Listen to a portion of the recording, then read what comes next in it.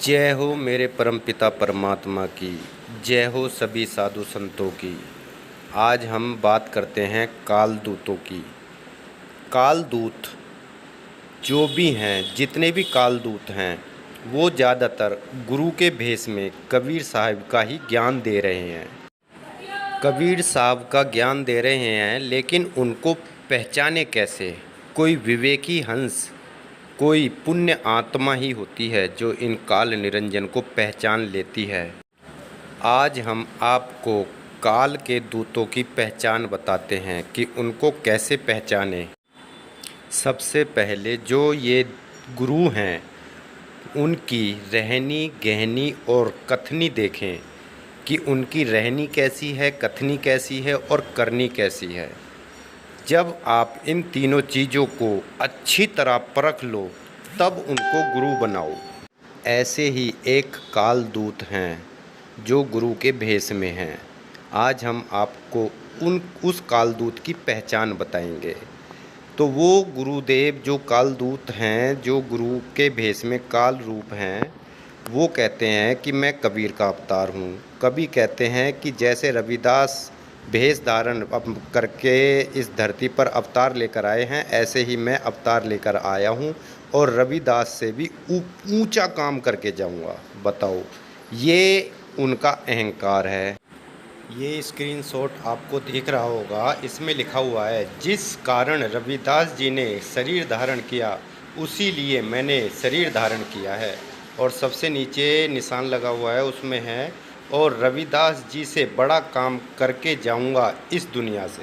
बताओ, आज तक किसी ने किसी संत के ऊपर ऐसा बोला है कि मैं उस संत से ऊंचा काम करके जाऊंगा? किसी भी संत ने नहीं बोला होगा आज तक।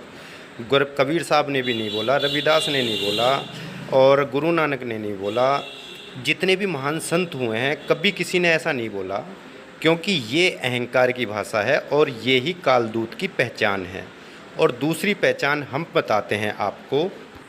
ये एक स्क्रीनशॉट और दिख रहा है, इसमें ये जो गुरुदेव हैं, ये मूल ज्ञानी के ही गुरुदेव हैं, जो कि बैराग साहिब जी हैं। ये मूल ज्ञानी बोल रहे हैं, ये है 12.5 पंथियों का हाल, इसलिए अब फैसला लेने को मजबूर हो चुका हूँ। यानी कि ये आ शब्द की साधना देते हैं और अपने गुरु को ही ये ऐसे बोलते हैं। तो क्या ये गुरु मर्यादा में हैं? जो गुरु खुद मर्यादा में नहीं है, तो वो दूसरों को मर्यादा में कैसे रख सकता है?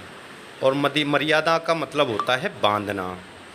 ये कालदूत है, इसको पहचानो कि ये कालदूत की भाषा होती है। कालदूत की पहचान देखो, जहाँ पर इन्होंने 10 साल गुजारे, जिस गुरु के आश्रम में ये गुरु बने, आज उन्हीं को ये कुत्ता गधा बोलते हैं, उन्हीं आश्रम के साधुओं को गाली देते हैं और अपने गुरु की बुराई करते हैं। अपने गुरु के और अपने गुरु के आश्रम की बुराई करने से कभी नहीं थकते हैं। ये ऐसे कालदूतों की पहचान होती है। कभी किसी संत ने अपने गुरु की बुराई नहीं करी होगी, कभी गाली नहीं दी होगी, लेकिन ये काम होता है कालदूतों का। कालदूत की पहचान ऐसे करनी होती है, ये कोई विवेकी हंस ही जानता है।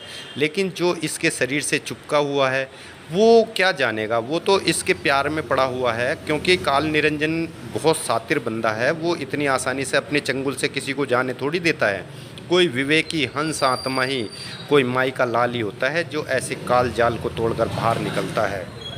चलो, हम इस कालदूत की भी बात बड़ी कर देते हैं। ये अपने गुरु के आश्रम वालों को और अपने गुरु को बोलता है कि ये है 12.5 पंथी। अरे, तुम भी तो वहीं से निकल के आए हो, तो तुम भी तो 12.5 पंथी हुए। तुम कहाँ से 13वें पंथ के हो गए? इसका मतलब तो ये हुआ कि आपने अपनी मर्जी से 13वां पंथ बनाया है। आप अपनी मर्जी के मालिक चल रहे हो, क्योंकि ऐसा काम कालदूत करता है। ये कालदूत की पहचान है। आपको मैंने इतनी पहचान बताई है कालदूतों की। आप इन जो भी कालदूतों की पहचान को आप इस मूल ज्ञानी से, जो जगत गुरु हैं, जो कहते हैं मैं पूरे विश्व को एक झंडे के नीचे लाकर खड़ा करूँगा, सारी पहचान मिला सकते हो। कालदूतों की सारी मैच खाएंगी। और एक बात और मैं बताना चाहूँगा आपसे, मेरे प्यारे भाइयों, मेरी किसी से कोई दुश्मनी नहीं है। मेरी मूल ज्ञानी जगत गुरु से भी कोई दुश्मनी नहीं है। मेरे को किसी से कोई दुश्मनी नहीं है। मेरा तो मेन मकसद है कि कोई बेचारा इस कालदूत के जाल में ना फंसे। बस मेरा मेन मकसद इतना है, क्योंकि भाई हम इस काल निरंजन के चक्कर में आके हम भुगत चुके हैं, इसलिए हम चाहते हैं कि कोई और ना फंसे इस कालदूत के चक्कर में। आज तक इतने संत हुए हैं, उन्होंने किसी ने आज तक ये नहीं कहा कि मैं सबको एक झंडे के नीचे ला कर खड़ा करूँगा पूरे विश्व को। अरे तुम भारत के इलाके खड़ा कर दो, भारत के छोड़ो, तुम अपनी संगत को ये एक कर दो। संगत तो तितर बितर हो रही है, जितने नए आते जा रहे हैं पुराने हटते जा रहे हैं। ये हट क्यों रहे हैं? अपनी संगत को तो तुम एक नहीं कर पाते, औरों को तुम एक करने की बात कर रहे हो। क्योंकि भाई ये काम होता है काल निरंजन का कि कैसे ही मेरे चंगुल में आ जाएं ये और निकले ना, और जो निकलने की कहता है तो उसको फिर धमकी देना, कालदूत घोषित कर देते हैं। ये होता है कालदूतों का काम। इसलिए मेरे भाइयों, विवेक जगाओ और पहचानो असली काल निरंजन कौन है।